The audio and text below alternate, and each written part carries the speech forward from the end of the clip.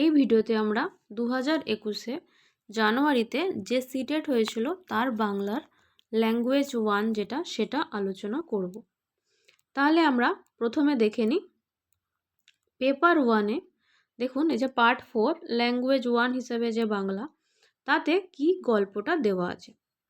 মুকুল আর মানিক এক পাড়ার ছেলে, এক স্কুলে এক ক্লাসে পড়তো, এখনও পড়ছে।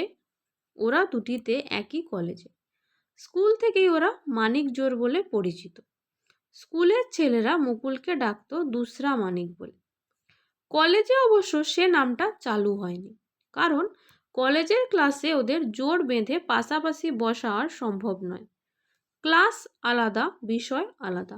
মানিকের আর্টস আর মুকুলের হচ্ছে সায়েন্স। ক্লাসে পাশাপাশি বসতে না পারলেও যাওয়া আসা, ওঠা বসায় ওদের জুটি আজও অক্ষত আছে। মনে প্রাণে ওরা আজও মানিক জোর। প্রত্যেক বছরই পুজোর ছুটিতে ওরা দুটিতে সারা বছরের জমানো টিফিনের পয়সায় একটা করে শর্ট ট্রিপ দিয়ে আসছে সেই ক্লাস 8 থেকে। এইভাবেই ওরা ইতিমধ্যে দিল্লি, আগ্রা, অজন্তা ইলোরা, রামেশ্বর, কন্যাকুমারী, শিলিগুড়ি, দার্জিলিংয়ের ভ্রমণ সমাপ্ত করেছে। তখন ছিল স্কুলের ছাত্র, আর এখন ওরা কলেজের স্টুডেন্ট। এখন স্বাধীনতা বেড়েছে, একটু লায়ক ভাবও এসেছে। এবার আর মাত্র 150-200 টাকার শর্ট ট্রিপ নয়। এবার ওদের বাজেট পার হেড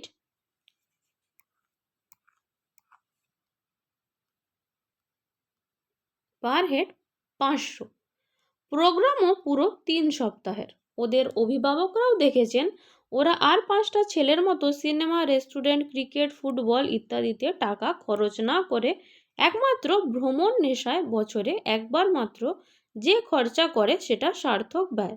ওরা ওদের বয়সী অনেকের চেয়ে অনেক বেশি জানে, অনেক বেশি চিনেছে ভারতবর্ষকে। এবার তাই তারাও ওদের পরিকল্পনা রূপায়ণে সাহায্য করেছেন ওদের বাজেটের ঘাটতি পূরণ। এবারের পরিকল্পনা দেরাদুন, মুসৌরি, ঋষিকেশ, লক্ষ্মণ ঝুলা হয়ে ফেরার পথে হরিদ্বারে 1 সপ্তাহ হল্ট। হরিদ্বারকে কেন্দ্র করে চারিদিকে অনেক কিছু দেখবার আছে। পয়সায় কুলিয়ে গেলে গঙ্গোত্রী, যমুনেত্রীও সেরে আসবার ইচ্ছা আছে। কথা হয়েছে হাওড়া থেকে ডুন এক্সপ্রেসে রওনা হয়ে ওরা সরাসরি যাবে দেহরাদুন। দেহরাদুনকে কেন্দ্র করে মুসৌরি, সহস্রধারা ইত্যাদি সেরে ওরা যোগাযোগ করবে ট্যুরিস্ট অফিসের সঙ্গে। তাদের সঙ্গে পরামর্শ করে ওদের পরবর্তী প্রোগ্রামের রুট চার্ট করে নেবে। তাহলে এই ছিল গল্প, মানিক জোরের গল্প। ঠিক আছে, তাহলে এখানে আমরা আসছি প্রথম কোশ্চেনে।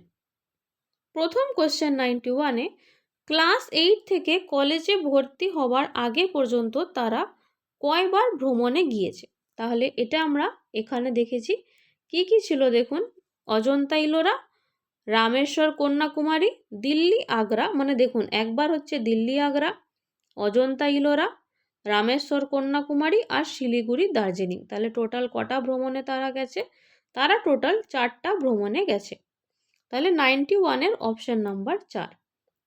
তারপরে বলা হচ্ছে ভ্রমণের নেশা থাকায় মুকুল ও মানিকের কি লাভ হয়েছে বলে অভিভাবকরা মনে করে।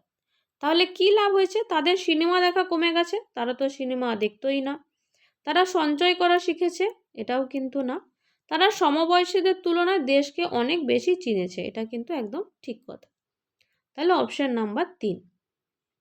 পরবর্তী প্রশ্ন কি বলছে? কলেজে ওঠার পর মুকুল ও মানিকের 3 সপ্তাহের ভ্রমণ পরিকল্পনা অনুযায়ী দ্রষ্টব্য স্থানগুলির সঠিক ক্রমটি। আচ্ছা, তারা কোথায় কোথায় যাবে সেইটা একটু আগেই আমরা পড়লাম। দেখুন তারা কোথায় যাবে বলেছিল? প্রথমে তারা দেরাদুন, মুসৌরি যাবে বলেছিল, তারপরে হরিদ্বার, গঙ্গোত্রী, আর কি বলেছিল? এগুলো হয়ে গেলে যমুনেত্রীও সেরে আসবে। তাহলে এটা কত নাম্বার ছিল? 93। 93 এর অপশন নাম্বার 2। তারা প্রথমে বলেছিল দেরাদুন যাবে, তারপরে মুসৌরি যাবে। এর পরের কোশ্চেন, যাদের অসুবিধা হবে তারা আরেকবার গদ্যটা পড়ে নেবেন। স্বাধীনতা। স্বাধীনতার সন্ধিবিচ্ছেদ কি হবে? আমরা জানি স্বাধীনতা হচ্ছে সুযুক্ত অধীনতা। তাহলে স্বাধীনতা কি? সুযুক্ত অধীনতা।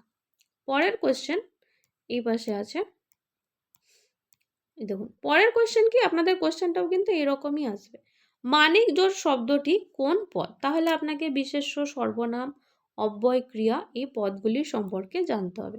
মানিক জোড় হচ্ছে একটি বিশেষ্য পদ, তাহলে মানিক জোড় হচ্ছে একটি বিশেষ্য। তারপরে 96, ব্যয় এর বিপরীত শব্দ কোনটি? এটা আপনারা সবাই জানেন যে আমরা বলেই থাকি আয় ব্যয়, তো ব্যয়ের বিপরীত শব্দ হচ্ছে আয়। তারপরের কোশ্চেন হচ্ছে পয়সায় কুলিয়ে গেলে গঙ্গোত্রী যমুনেত্রীও সেরে আসবার ইচ্ছে আছে। এই বাক্যটিকে কি করতে হবে? না বাক্য, এই যে ননর্থক বাক্যে রূপান্তরিত করলে সঠিক রূপটি কি হবে? তাহলে না মানে যেটা না অর্থক যে বাক্য হবে সেখানে আমরা কি পাবো? আমরা চারটে অপশন আগে দেখে নিই। এমনভাবে নাটা ব্যবহার হবে যাতে মিনিংটা কিন্তু সেমই থাকবে। পয়সায় কুলিয়ে গেলেও গঙ্গোত্রী যমুনেত্রী সেরে আসবার ইচ্ছে নেই, এটা তো ভুল, তাদের সেরে আসবার ইচ্ছে আছে।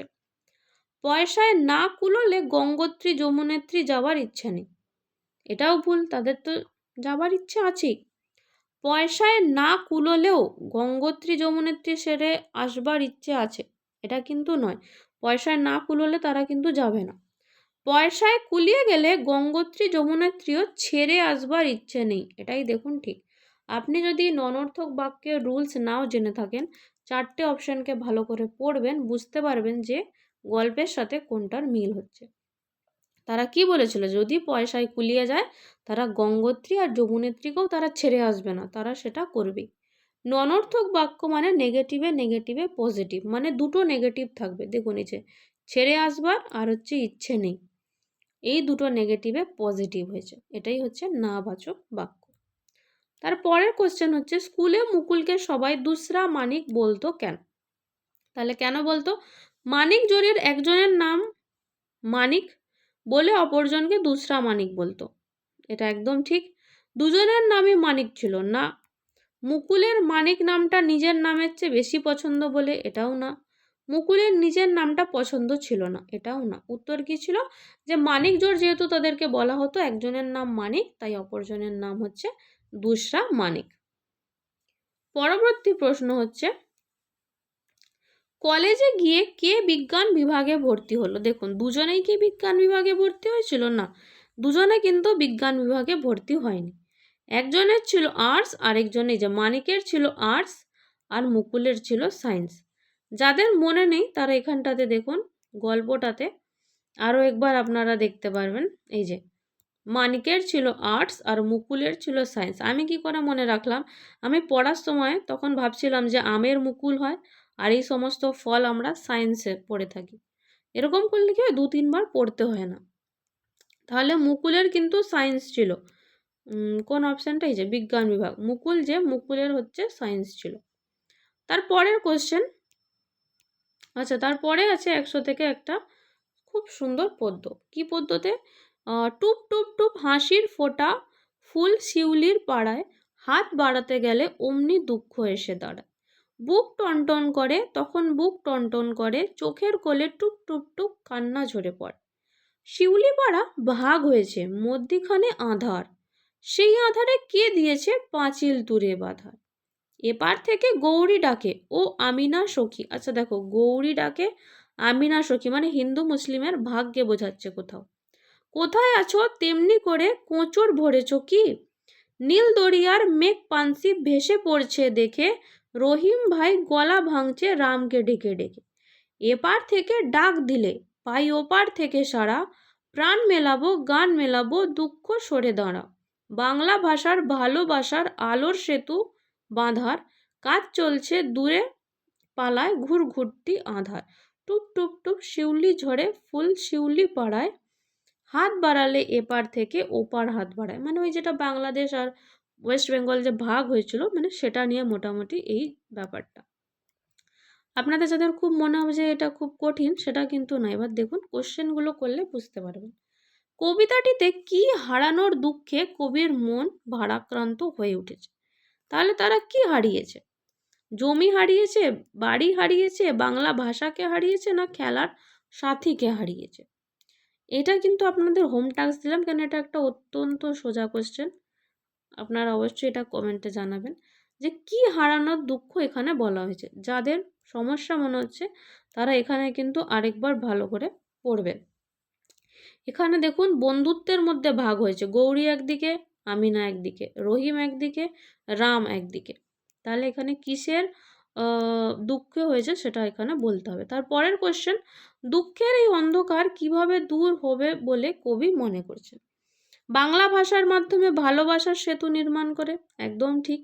বন্ধুর মন থেকে মুছে দিয়ে না, আমরা বাকি অপশনগুলোও কিন্তু দেখব। পাঁচিল তুলে, একদমই পাঁচিল তোলা উচিত না। এপার বাংলায় এসে শিউলি ফুল কুড়োলে, তাহলে দেখছেন কত সোজা হয় কোশ্চেন। এই তিনটা তো একদমই না, উত্তর কি হবে? বাংলা ভাষার মাধ্যমে ভালোবাসার সেতু নির্মাণ করে। কবিতাটিতে কাদের বন্ধুত্বের উল্লেখ রয়েছে? এখানে কাদের বন্ধুত্বের উল্লেখ রয়েছে? গৌরী আর আমিনা আর রহিম আর রাম। তার মানে কতজন হলো? 4 জন। মানে একজন সখী একজন সখা না, 2 জন সখী 2 জন সখা, হ্যাঁ, 2টো ছেলে এবং 2টো মেয়ে। তাহলে অপশন নাম্বার 2। 2 জন সখীর না, 2 জন সখার না। আমরা সব অপশনগুলোই কিন্তু দেখছি। নিচের কোন শব্দটির অর্থ হচ্ছে নৌকা? আমরা জানি নৌকা মানে পানসি, পানসিকে নৌকা বলা হয়। যারা জানেনও না তারা দেখবেন ঘুরঘুরটি আধার ছিল, তার মানে এটা নৌকা নয়। দরিয়া মানে কিনারা, তো পানসি কথার অর্থ হলো নৌকা। তারপরের কোশ্চেন হচ্ছে, সেই আধারে কে দিয়েছে পাঁচিল তুলে বাঁধার পংক্তিটিকে গদ্যের সঠিক ক্রম অনুযায়ী লিখলে কোনটি হবে? তাহলে এটা আরও কত সোজা কোশ্চেন, দেখুন এর মধ্যে কোন পংক্তিটা ঠিক সেটা বলতে হবে। তাহলে সেই আধারে কে দিয়েছে পাঁচিল তুলে বাঁধার, দেখুন এটা কোথায় আছে? এই যে, সেই আধারে কে দিয়েছে পাঁচিল তুলে বাঁধা, এই যে এখানটাতে লেখা আছে সেই আধারে। তাহলে এবারে আমাকে এই কোশ্চেনটাতে কি বলা হয়েছে? কোশ্চেনটাতে বলা হয়েছে যে সেই আধারে কে দিয়েছে পাঁচিল তুলে বাঁধার এর সঠিক ক্রম অনুযায়ী লিখলে কি হবে? তাহলে আমরা ক্রমগুলো দেখে নিই। সেই আধারে কে তুলে দিয়েছে বাঁধার পাঁচিল, কে তুলে দিয়েছে বাঁধার পাঁচিল সেই আধারে, সেই আধারে কে বাঁধার পাঁচিল তুলে দিয়েছে, দেখুন এটাই একদম সঠিক ক্রম। কে তুলে দিয়েছে বাঁধার পাঁচিল সেই আধারে, এটা তো নয়। সেই বাঁধার আধারে পাঁচিল তুলে কে দিয়েছে সেটাও নয়। তাহলে সেই আধারে কে বাঁধার পাঁচিল তুলে দিয়েছে, এটাই হচ্ছে আনসার, মানে সঠিক ক্রম অনুযায়ী। আমরা পড়ছিলাম কালকে সিমান্টিক্স আর সিনটেক্স, এটা কিন্তু সিনটেক্স, বাকিগুলো হচ্ছে সিনটেক্স ইররে, কোথায় সাবজেক্ট কোথায় ভার্ব কোথায় অবজেক্ট সেগুলো কিন্তু ঠিকঠাক দেওয়া নেই। তারপরের কোশ্চেন, কবিতাটির মূল বিষয়বস্তু কি? শরৎকাল, একদমই না। বন্ধু বিচ্ছেদ, বাংলা ভাষা নাকি দেশভাগ? এখানে আমরা কি পড়ছি? সবাই আলাদা আলাদা কেন হয়ে যাচ্ছে? কারণ কি দেশ ভাগ হয়ে গেছে। তাহলে উত্তর হচ্ছে দেশভাগ। তারপরের প্রশ্ন হচ্ছে, এদিকে আছে 106 থেকে আছে হচ্ছে ব্যাকরণ। ব্যাকরণ শিক্ষণে নিচের কোনটি সর্বাপেক্ষা কার্যকরী পদ্ধতি? এটা কিন্তু আমরা পেডাগোগিতে পৌঁছে গেছি। তাহলে ব্যাকরণ শিক্ষণের জন্য আমি চাইবো এগুলো করার আগে আপনারা বেঙ্গলি পেডাগোগিগুলো ভালো করে পড়ে নেবেন। দেখুন, উদাহরণের সাহায্যে কি আমি ব্যাকরণ বোঝাবো, নাকি পাঠ্য বিষয় অনুবাদের সময় ব্যাকরণের নিয়মাবলীকে শেখাবো, নাকি একটি বিশেষ ব্যাকরণ বই ব্যবহার করব? এটা কিন্তু একদমই না, ব্যাকরণ বই আমি দেখে দেখে একদমই পড়াবো না, উদাহরণের সাহায্যে তাও বোঝানো যেতে পারে। তারপরে কি আছে? ব্যাকরণগত নিয়মাবলী বোঝানোর সময় এই যে এই ওয়ার্ডটা খুব ইম্পর্ট্যান্ট, প্রসঙ্গক্রমে ব্যাকরণ শিক্ষা, এটাই কিন্তু হওয়া উচিত। তাহলে ব্যাকরণ আমরা কি করে শিখি না, প্রসঙ্গক্রমে ব্যাকরণ শিক্ষা। আচ্ছা, এখানে 110 আছে, মানে এপাশে আছে 107। 107-এ বলছে সামাজিক ভাব বিনিময়, এটা তো আমি বলবোই না, মানে অনেকবার সিডিপি ইংলিশ বেঙ্গলি ম্যাথ সবেই বলা হয়েছে যে সামাজিক, এই সামাজিক কথাটা কোন মনোবিদের সম্পর্কে মানে সম্পর্কে যুক্ত, আপনারা সবাই জানেন এটা কোন মনোবিদ, এটা এখানের মধ্যে থেকে আমি বলবো না। এরপরে হচ্ছে 108, ভাষা অর্জন। ভাষা অর্জন নিচের কোন বস্তুটি শিশুকে সাহায্য করে? অর্জন মানে কি, যেটা অটোমেটিকভাবে সে হচ্ছে শিখে নেয়, তাকে হচ্ছে বলা হচ্ছে ভাষা অর্জন। তাহলে ভাষা অর্জন ঘরোয়া পরিবেশ যেখানে শিশুটিকে বেশি কথা বলতে দেওয়া হয় না, এটা তো একদমই ভুল, বেশি কথা বলতে দেওয়া উচিত। ঘর এবং পার্শ্ববর্তী অঞ্চলের বয়স্কদের কথাবার্তা শুনে, শুধুমাত্র বয়স্কদের কথাবার্তা শুনে নয়। শিশুদের সঠিক উচ্চারণ এবং বাক্যকে পুনরাবৃত্তি করে, না এখানটা তো ভাষা, তাহলে এটা লার্নিং হয়ে যাচ্ছে, শিখন হয়ে যাচ্ছে। অন্য শিশুদের সাথে খেলাধুলা করা, একদম ঠিক। অন্য শিশুদের সাথে খেলাধুলা করেই কিন্তু ভাষাকে অর্জন করা যায়। শিশুরা স্বাভাবিকভাবে ভাষা অর্জন করে যদি তার সামনে কি তুলে ধরা হয়, কেবলমাত্র একটি ভাষা, তাহলে তো কখনোই না। নিকটবর্তী পরিবেশে ব্যবহৃত একাধিক ভাষা, এটা কিন্তু একদমই অ্যাপ্রোপ্রিয়েট, এটা ঠিক আছে। বাকি আরও দেখে নেব। সম্পূর্ণরূপে ইলেকট্রনিক মুদ্রণ, এটা তো নয়। সেই ভাষার ব্যাকরণ, ব্যাকরণ যদি আগে শেখানো হয় সেটা তো শিখন হয়ে যাচ্ছে, সেটা অর্জন নয়। তাহলে কি করতে হবে, আশেপাশের পরিবেশ মানে সমাজ থেকেই আমরা ভাষা শিখি, সেটাই এখানে বলা হচ্ছে যে নিকটবর্তী পরিবেশে ব্যবহৃত একাধিক ভাষা। এরপরের কোশ্চেন হচ্ছে, একটি পাঠ্য বিষয় পাঠের সময় নিচের কোনটি অত্যন্ত গুরুত্বপূর্ণ? পাঠ্য বিষয়ের প্রতিটি শব্দকে পাঠ করতে হবে, বিরাম চিহ্নের উপর বিশেষ জোর দিতে হবে, লিখিত পাঠের অর্থ উদ্ধার করতে হবে, সঠিক উচ্চারণের সাথে সরব পাঠ করতে হবে। তো এখানে অনেকের মনে হবে যে সবগুলোই তো ঠিক। এবার দেখুন, আপনি পাঠ্য বিষয়ের পাঠ করছেন, মানে ধরুন সিটেট পরীক্ষায় একটা ইংলিশের, বাংলা বললে বুঝতে মানে আরও কনফিউজ হবে। ধরুন ইংলিশের একটা প্যারাগ্রাফ দিয়েছে, যেরকম দেয়, তারপর নিচে কোশ্চেন আনসার আছে। তাহলে সেই প্যারাগ্রাফটা আর আপনার কি বুঝতে হবে যাতে আপনি নিচের কোশ্চেন আনসারের মানে কোশ্চেনগুলোর অ্যান্সার দিতে পারেন? আপনাকে তার মানেটা বুঝতে হবে ঠিকঠাক করে, তবে তো আপনি পরের উত্তর দিতে পারবেন। তাহলে পাঠ্য বিষয় আমি যে পড়ছি, এই যে বাংলা ভাষা বা দেশভাগ সম্পর্কে পড়ছিলাম, কেন পড়ছি? যাতে সেই লিখিত যে পাঠটা আছে তার অর্থ, কেন সেই পাঠটা দিয়েছে সেই অর্থটা ভালো করে বুঝতে পারি। তাহলে এটা কত নাম্বার কোশ্চেন ছিল? 110। তাহলে 110-এর উত্তর হচ্ছে অপশন নাম্বার 3।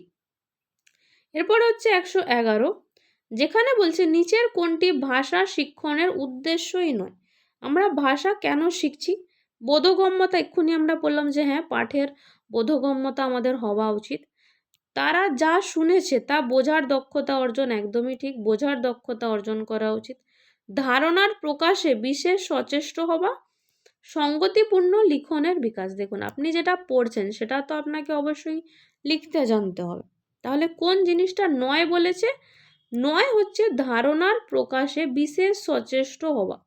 ধারণার প্রকাশে বিশেষ সচেষ্ট হওয়া, এটা কখনোই ভাষা শিখনের উদ্দেশ্য নয়।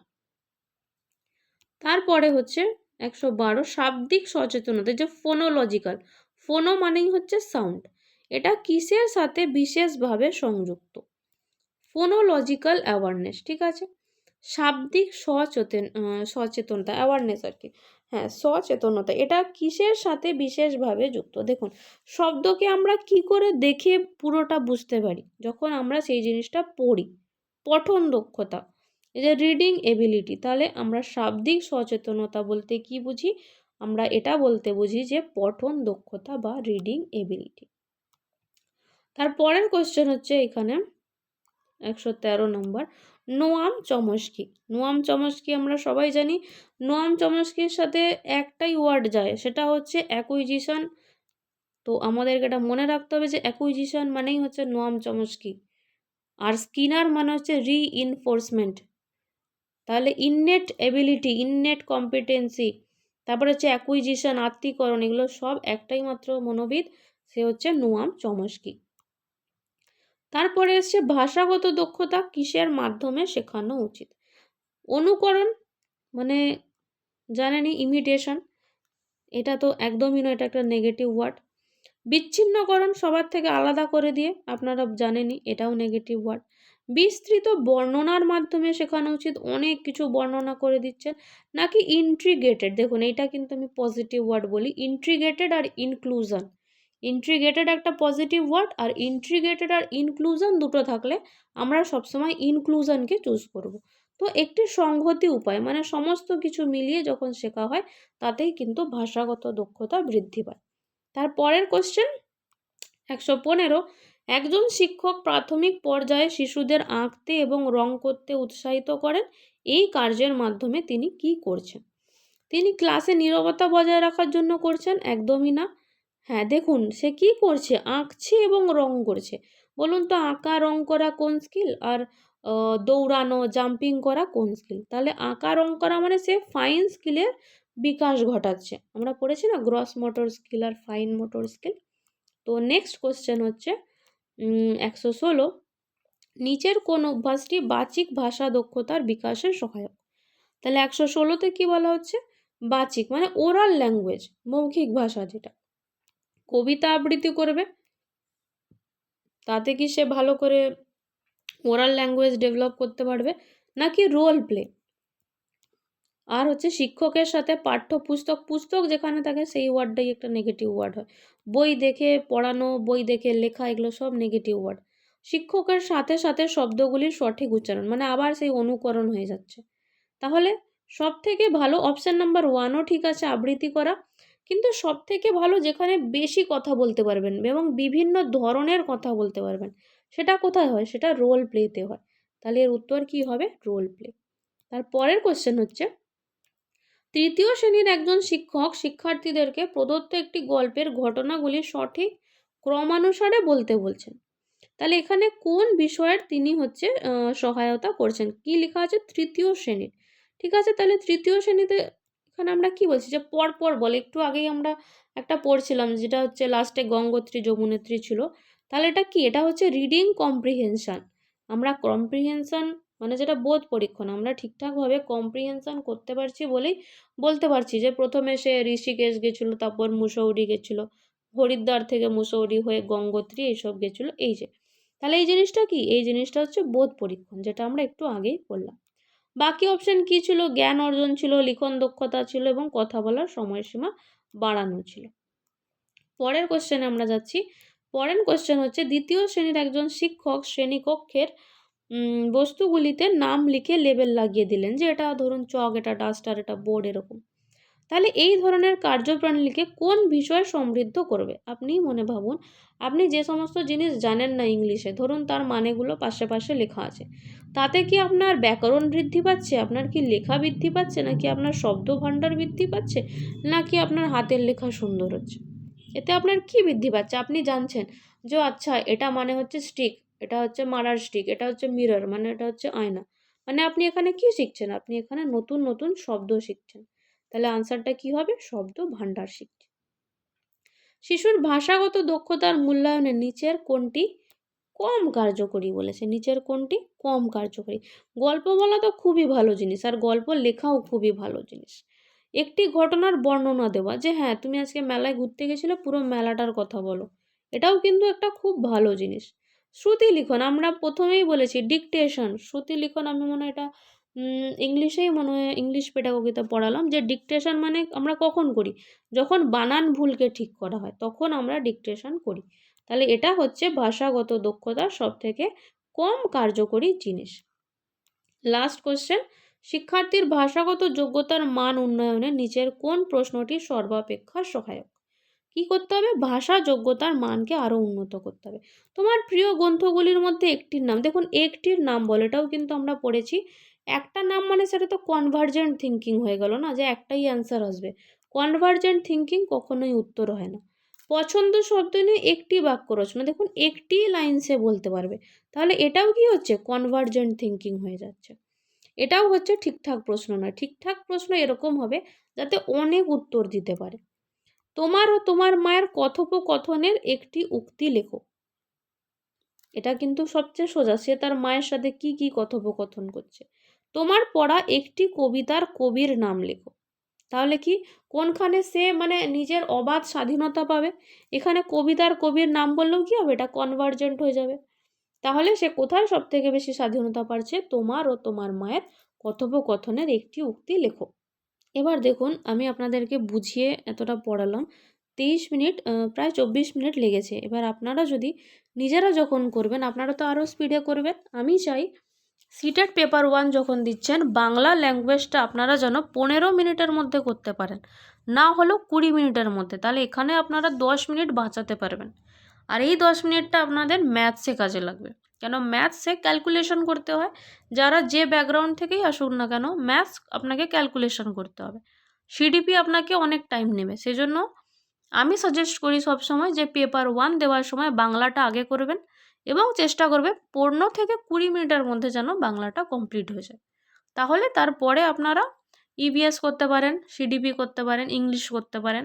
যাদের ইংলিশ ভয় লাগে তারা লাস্টে ইংলিশ করবেন।